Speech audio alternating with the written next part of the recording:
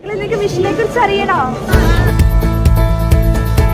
വേനൽ അവധിക്കാലത്ത് ചുരുങ്ങിയ മണിക്കൂറുകൾ കൊണ്ട് ഇന്ത്യയിലെ വിവിധ സംസ്ഥാനങ്ങൾ സന്ദർശിക്കാനും വിവിധ സംസ്ഥാനങ്ങളിലെ മിഷൻ പ്രദേശങ്ങൾ നേരിട്ട് കാണാനുമുള്ള ഒരവസരമാണ് ഒരുക്കിയിരിക്കുന്നത്.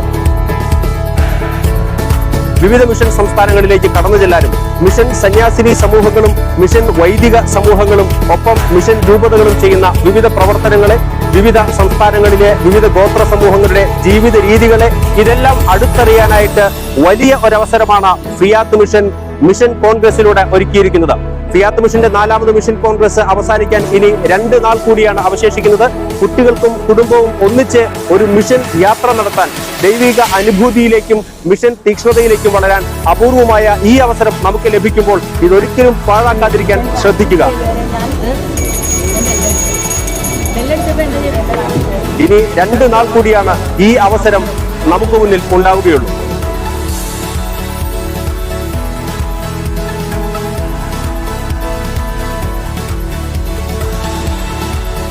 അപ്പൊ നമുക്ക് ഇവിടെ അരുണാചൽ പ്രദേശിലെ മിയാവു രൂപതയിൽ നിന്ന് വന്നിട്ടുള്ള 9ാം ക്ലാസ്സുകാരനായിട്ടുള്ള ഒരു കൊച്ചുമിടുക്കൻ സ്റ്റീഫൻ മെപ്പോങ് ഇവിടെയുണ്ട്.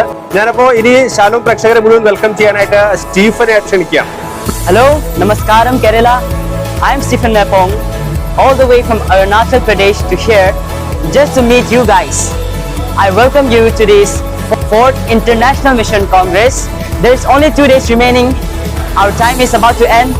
So please come with your friends and family, your children, your grandparents. We are here for the last 2 days. So the time is running. Hurry up and please come to meet us. നമസ്കാരം. Okay, അപ്പൊ Stephen പറഞ്ഞത് കേട്ടല്ലോ. അപ്പൊ ഇനി വളരെ ചുരുക്കം സമയമേ ഉള്ളൂ, വെറും 2 ദിവസം മാത്രമേ ഉള്ളൂ mission Congress അവസാനിക്കാനായിട്ട്.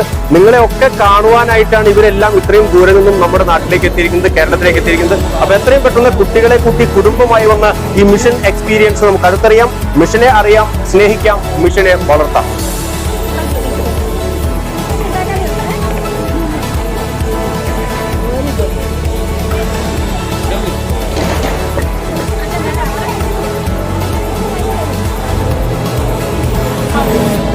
So there is beauty of the Northeast.